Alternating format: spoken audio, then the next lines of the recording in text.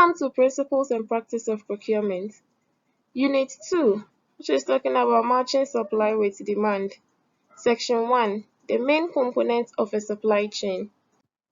By the end of the section, we should be able to explain the internal and external supply chains, identify the various tiers of supply chain, and define supply chain management. Supply chains are a network of independent yet interdependent firms who are involved in transforming raw materials into value for the end user or consumers. Simply put, supply chain includes all those activities involved in organizing and converting materials through the input stages. That's the raw material stage, where the supply is where we get our raw materials from, through to the conversion phase, the work in progress phase. So after we get our raw materials, it goes through certain processes where value is added to the raw materials. That's why we have the semi or work in progress. Then it moves from the work in progress or semi-finished phase to the finished output, right, or the final product.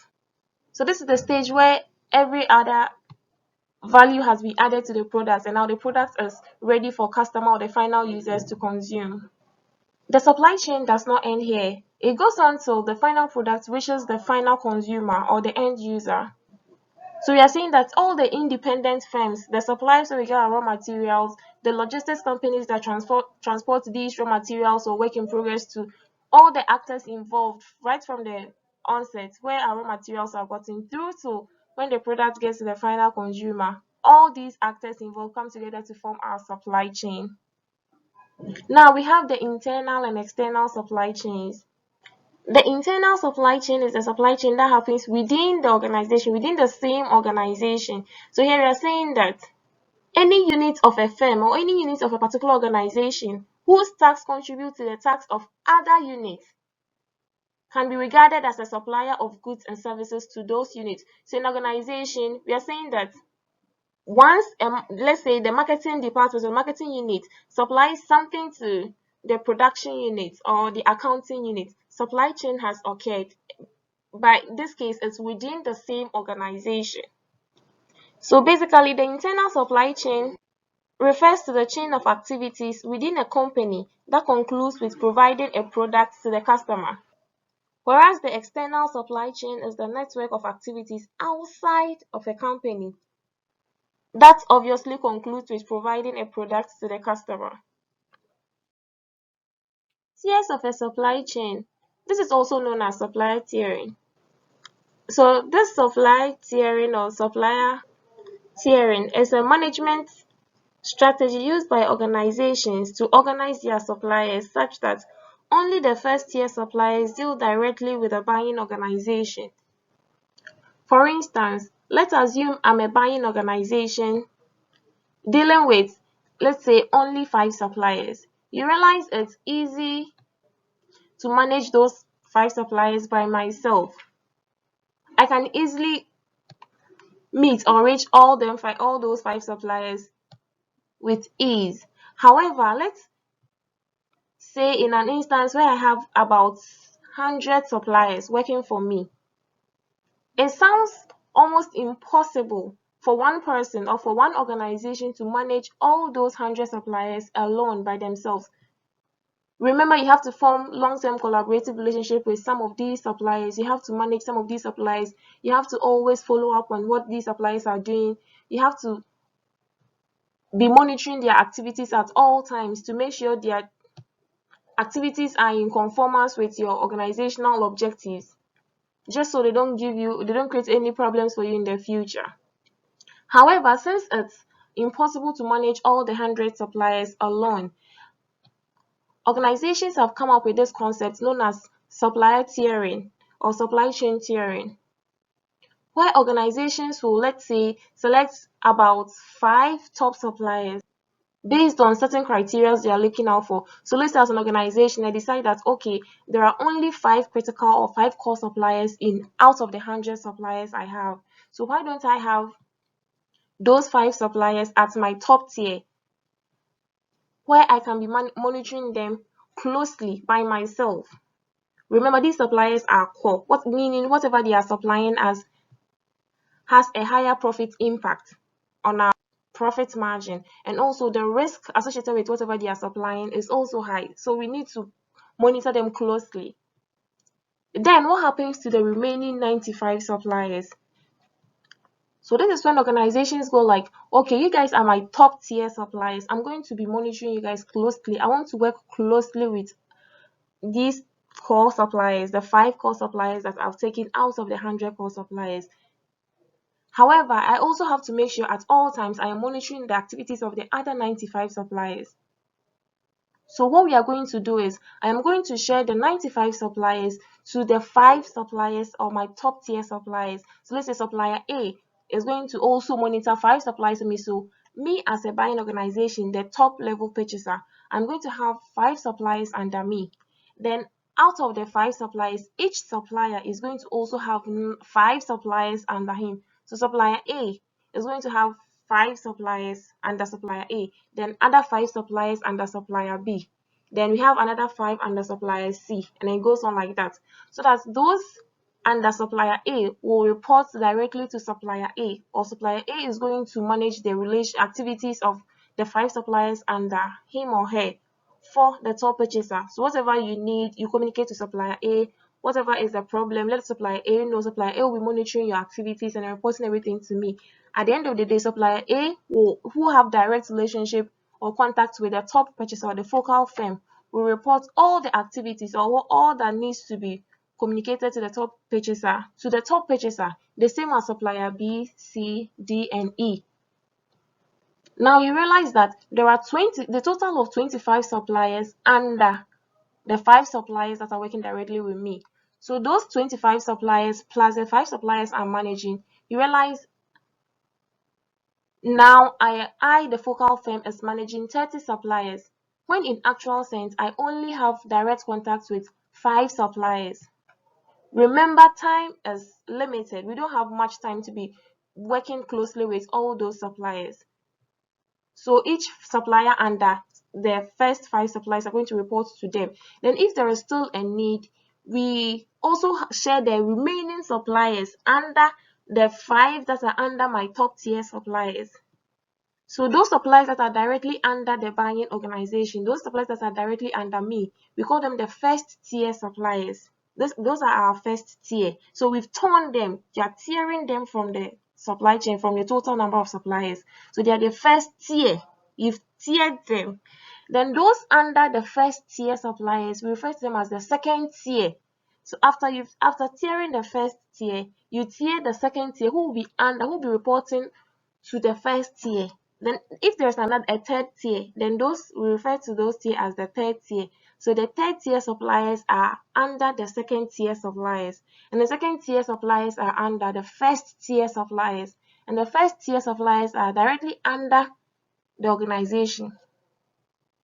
I hope you guys get what we mean by supply chain tiering or supplier tiering. Now, what are the drivers for tiering suppliers? The first driver is when the original equipment manufacturer wants to develop long-term relationship with key suppliers, but only has the time and resources to develop a limited number of such relationships. So I explained earlier that usually the organizations will definitely go for their core suppliers, the suppliers that contribute a higher impact to their profits, and also supply the materials that has high supply risk in the market, right? So this point is saying that because the organization wants to develop a long-term relationship with such key or core suppliers, and then they only have a limited resource to develop a limited number of such relationships. That's why we go for our key or our core suppliers to be our first tier. Then those suppliers who are not so core to us will move to the second, third, and as the tiers goes down. The second driver is standardization of parts and variety reduction has reduced the number of parts required so that the original equipment manufacturer needs fewer suppliers than in the past. So for instance, as an organization, I need computers. I used to need suppliers of monitors, suppliers of keyboards, suppliers of mouse, the systems unit. and so on. However, due to standardization and variety reduction, you realize that you order for a laptop and the laptop comes with all these parts. The laptop has a monitor, it has a keyboard, it has a mouse, everything attached in one. Now, previously, because of the many parts, I had a lot of suppliers on my supply base. I had suppliers for keyboard, suppliers for monitor, suppliers for mouse, and what have you. But then now I don't need all those suppliers. I just need suppliers for laptop, and then I'm sorted. I have every other part I need. Now you realize the organization or the original equipment manufacturer in this case needs only fewer suppliers than it used to need in the past, where I only need my core suppliers who supply me with laptops on my first tier suppliers, and then probably those other suppliers will be at the second tier. So that if there's a need, anything happens and I need those other parts, then I call you. Also, we have the third point saying there has been consolidation of suppliers within the supply market. We realize that suppliers have now been assembled or have been merged such that, like the previous example I gave, if previously we needed about 5 suppliers to put together a whole computer, now we only need 1 supplier for a laptop. And we still get a machine performing the same functions or works or duties of the computer, or even better. So we are saying that now because there's been consolidation of suppliers in the market, we only need a few suppliers, a few key suppliers. Then the rest will be tiered and managed for us by our first tier and second tier suppliers. I believe right now we can all think of some benefits tiering our suppliers will have on our organization. So we're going to briefly go through some of these benefits. The first one is saying that the original equipment manufacturer, in our case here being the focal firm, has fewer commercial relationships to manage. Obviously, if you used to have or if you have let's say 50 suppliers in your supply chain and now you've only taken 5 key suppliers or 5 core suppliers out of the 50, you realize you only have 5 suppliers to manage, and then the 5 suppliers you're managing, they are going to manage the remaining 45 suppliers for you. So now you only have few commercial relationships to manage. You're only going to manage the critical suppliers you have, or the suppliers of your critical items. Secondly, they are saying the original equipment manufacturer can have strategic focus without having to worry so much about the transactional and operational details. Now that organizations are spending the limited resources they have developing suppliers efficiently, we are saying that the organizations can now focus on their strategic objectives, or they can focus on the long-term goals on which they need to work to attain the organization's vision in order to lead the business to its greatest competitive advantage, instead of wasting their resources, the limited resources they have, on the operational details. Now we are leaving those petty or day-to-day activities, those day-to-day duties and details to our first tier, second tier, and other tier suppliers, and focus the enough time or the limited time we have on our strategic objectives and strategic focus. Thirdly, they are saying the original equipment manufacturer can share an objective to improve their supply chain with its first-tier suppliers. Now we know who our core suppliers are. We know who we want to develop long-term relationships with, and those we don't have to waste enough resources on. We know those who we need to keep close watch on, and those we need to share our objective with in order to achieve our organizational vision. Instead of wasting time sharing your vision and what have you with all your suppliers, you now know the people you're supposed to target are your first tier suppliers. The people you're supposed to work closely with are your first tier suppliers. So you share your vision and your objectives, whatever you have to share with them. And together with this relationship development, they will also efficiently manage your other suppliers for you. Fourthly, we are saying when responsibility is devolved to first-tier suppliers, operational decisions might be taken with a greater understanding of the operational details. Now, for instance, if I have suppliers of cocoa and all those supply materials related to cocoa under my key supplier or my key cocoa supplier. Because this key supplier is already in the industry, this key supplier is already supplying or working with such materials or similar materials. This supplier understands the market probably better than we, the focal organization, we do. So whenever there is a problem with our other tier suppliers, the first tier suppliers who are directly managing these other suppliers for us will probably have a better understanding of the situation or what needs to be done better than any other person. So you're saying that once we've delegated the relationship to first tier suppliers, they're able to make better decisions, they're able to take better decisions with better understanding of the operational details. Finally, we are saying the first tier suppliers might be able to coordinate supply activities more efficiently. From our understanding of supply chain, what then is supply chain management? At this point, I believe we all know what management is. We know management includes the coordination and administration of tasks to achieve a goal and considers elements like planning, directing, staffing, controlling, as you all know already. Hence, supply chain management is the management of the flow of goods and services. That includes all processes that transform raw materials into finished goods. So managing every single relationship within the supply chain, making sure at every point of or at every stage in the supply chain there is enough planning, there is enough control, there's enough staffing, all the management elements coming into play here. We are briefly going to go through some drivers of supply chain management. The first driver we have here is the cost pressure. That's the need to reduce inventory and other waste. As an organization that needs to improve on its profits, we realize we need to reduce the cost or input cost in our supply chain. We can't afford wasting money or wasting resources in our supply chain. At all points in time, we have to make sure we are paying the right amount for the right quality and the right quantity of goods at the right place and right time. We should make sure there is zero or minimal waste in all our activities. It's not that we spend money to buy materials that we need today and then that material gets to us after 3 days.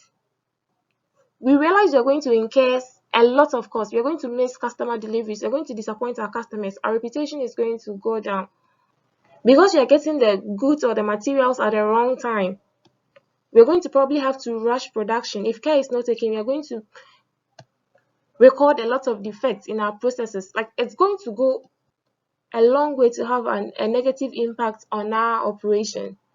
So at all points in time, if you want to achieve value for money in our operations, we have to make sure waste is minimized at all times, and then we are paying the right price for our inventory. That's the inventory cost is reduced. This is one driver of supply chain management. This is why supply chain management has come to play in our current organizational setting. Secondly, we have the time pressures. That's the need for faster, more customized deliveries. Now more than ever, customer demands keep changing. Like almost every day, there is something new in the market. If you keep a lot of inventory, you realize after tomorrow, you don't even need whatever you have in your raw materials again, unless, of course, you find something else you can do with the materials you've stocked. So if you forecast and you realize today this is what you're going to need, then today this is what you should get to produce. If you don't adhere to the time pressure or the time limit you set for yourself, you will realize you have a lot of inventory in stock which you have no need for. So for instance, you order for skinny jeans because you realize that this month skinny jeans is what is going to be demanded by customers, and then you don't get, because of whatever reasons, you don't get the skinny jeans in stock this month and you get it in stock next month. Before you realize, the following month, skinny jeans is no longer in demand, it's baggy jeans. We are saying we can solve some of these problems when we manage our supply chains efficiently. Next, we have the reliability pressures. That's the need to ensure that quality and delivery commitments to increasingly demanding customers can be met. No organization would want to fail their customers. Every organization wishes that at all points in time they're able to meet their customers' demands and needs. At all points in time, when our customers walk into our showrooms or our warehouses, our retailer shops, our wholesale shops, they should get whatever they want. Supply chain management will help us ensure this consistency. It's going to help us ensure that at all points in time, our customers can rely on us. They can count on us to deliver on our promises. Next, we have the response pressure. That's the need to provide real-time information to increasingly demanding customers. We also have the transparency pressures. That's the need to make the status of order visible to support planning. Then we have the globalization pressures. These and many more pressures drive supply chain management. These and many more pressures is why supply chain management is very key or vital in our organizations. By way of summary, we have defined supply chain management. We have also explained the internal and external supply chains. We then looked at how to identify the various tiers of supply chains. Thank you.